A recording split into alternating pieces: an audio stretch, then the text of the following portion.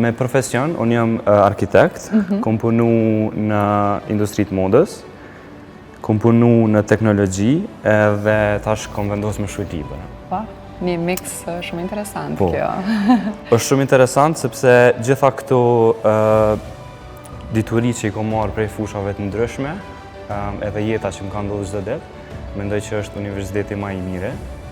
Edhe domethënë edhe sfida që i kom kalu në jetë, edhe me njerëz që kom punu gjitha këto, jam përkthy në një shkrim, i cili metoda e shkrimit është librin e kom shkruar në mënyrë me humor, ashtu që jam unë, sepse unë nuk mendoj që jam shkrimtar në atë sensin kur thush dikush që është shkrimtar, mendojnë që i ka 50 vjet, 60 vjet e ka një mjekër të bardhë.